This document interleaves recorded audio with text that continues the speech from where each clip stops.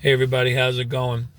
I guess you could call this video the sequel to the previous one I did when I talked about how things felt really different watching this year's New Year's Eve celebration with the entertainment and all that. And, you know, again, I enjoyed it and I felt bad. Someone mentioned in the comments about Diana Ross. I totally missed Diana Ross. I would have loved to have seen her. I think it's awesome that she's still performing. She's the bomb. She's awesome.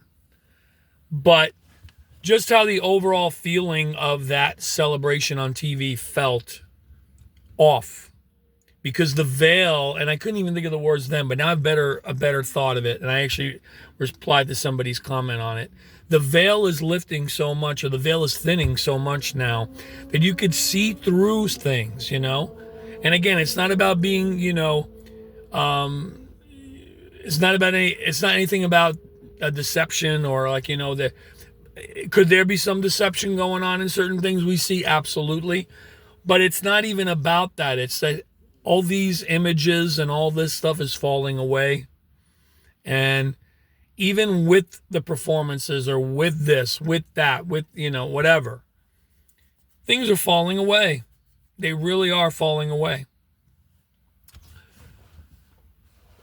Also falling away, let me ask you this question. Have you ever had ideas for things you wanted to create? Like, oh, I want to write a book and I want the storyline, the plot of the book to be blah, blah, blah, whatever, right?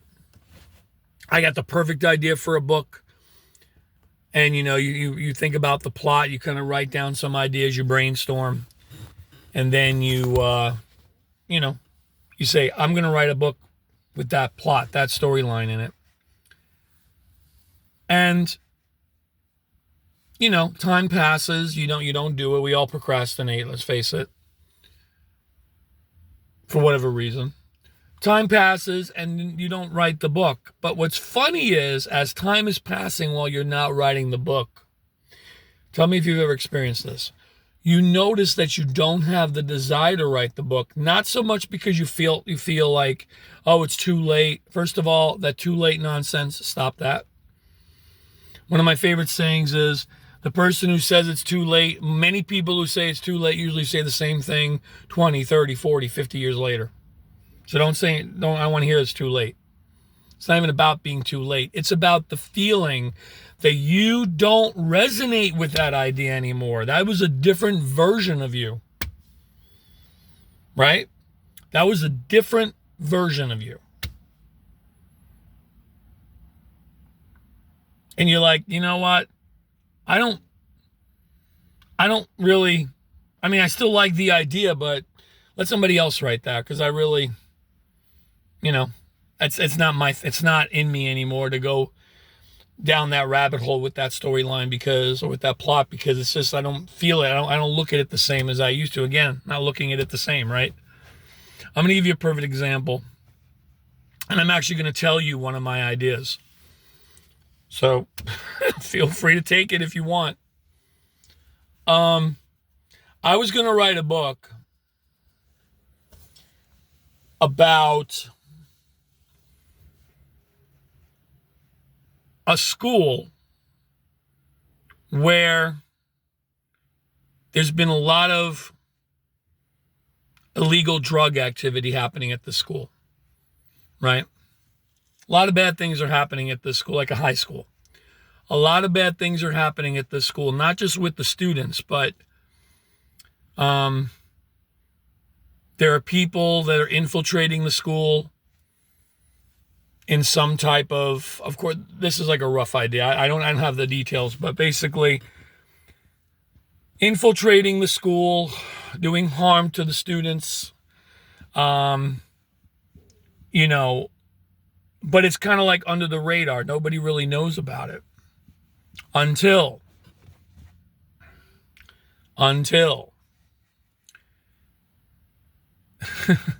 the principal finds out about this.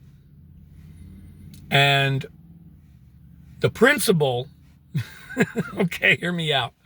The principal has organized crime connections in their family. Okay? The principal has organized crime connections in their family. And instead of reporting all this to the FBI and whatnot, because he doesn't want to, because he's got family, he decides he's going to go back to his family roots and get with his family people, his peeps, right? His crew, and take care of it himself. Clean up the school himself. And this is something he didn't want to do. He was avoiding going down that route with the rest of his family because he wanted to do the clean and narrow route. His parents wanted that for him. We don't want you going this way. We want you to go that way. Legit, whatever. But he decides, you know what? It's getting out of hand now, and I'm going to take things into my own hands, and get it taken care of the old school way, where nobody else gets hurt. And as far as students go, students and staff don't get hurt unless he finds out that one of the staff members is in on it, which is probably where I was going with it. But yeah, he takes care of it himself, him and his people, right? The last thing he wanted to do. He wanted to be a normal, everyday principal in a small town, right? And not have to deal with all that. But this is hitting too close to home for him, and he doesn't want to get the FBI involved because, why bring attention to him and his family, right, in that way?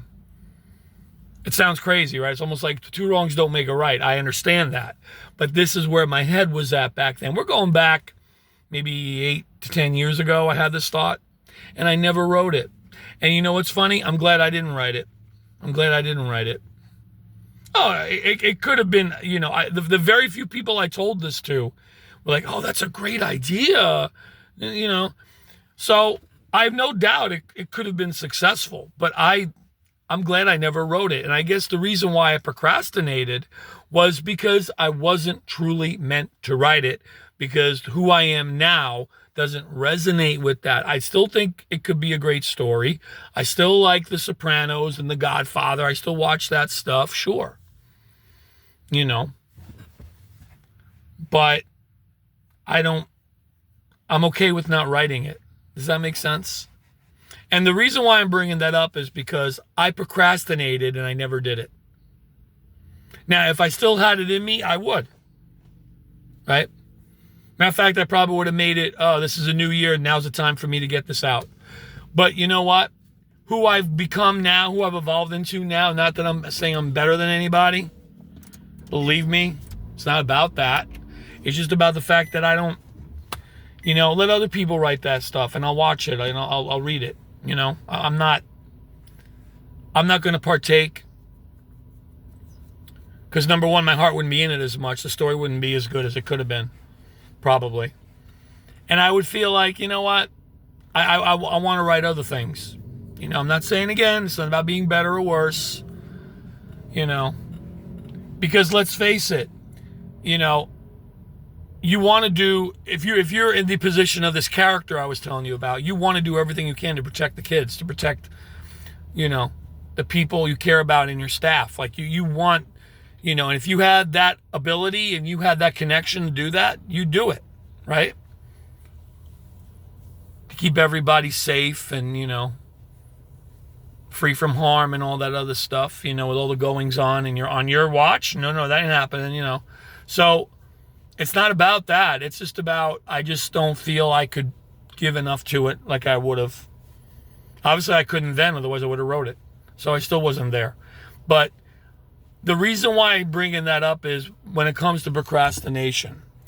Sometimes you procrastinate, and you will procrastinate to the point where you don't do something. And we're always brainwashed, and I'm going to use that word lightly, though. We're always brainwashed to say, oh, don't procrastinate because you'll never get it done, and one day you're going to regret it. What if you don't regret it? What if you don't regret not doing it? Ever think about that? What if you don't regret not doing something? Like, honestly, I could have been a really successful author by now, and I still plan on being one. a matter of fact, like I said, I'm working on a book more along these lines of what we're doing here.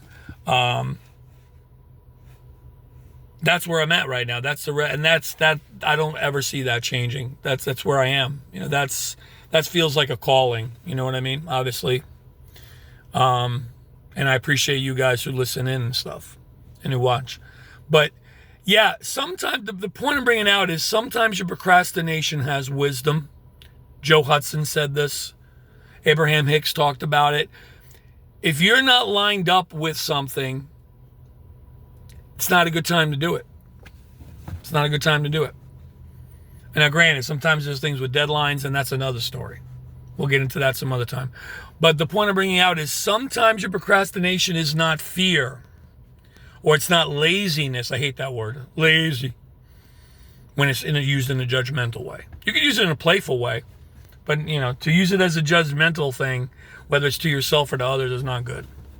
But the point I'm bringing out is procrastination does have wisdom. And the wisdom here from the higher perspective was, I really wasn't meant to write that book because it really doesn't resonate. Who I became, was lining up with, doesn't resonate with that anymore, that storyline. You know what I mean? I still think it could be great. I think if somebody else wants to take it, if one of you, go for it. Just remember where you heard it. But yeah, it just isn't it's not on my to-do list anymore. You know what I mean? So don't ever feel too guilty about not accomplishing certain things. Sometimes your procrastination has wisdom. Don't use it as an excuse, but understand sometimes who you're evolving into is making it so that you do not do that thing. Because you're meant for something, I don't want to say better, something different, right? Higher for you. You know what I mean? So, again, yep, could have been a good book. I even had the cover in my head, the artwork. I even had the artwork in my head. Yep, would have been interesting. Anyway, there you go. I just told you what I... So now it's out in the universe. Someone will write it, so... Or not. Doesn't matter. Anyway, thanks for indulging, and I'll see you later. Take it easy.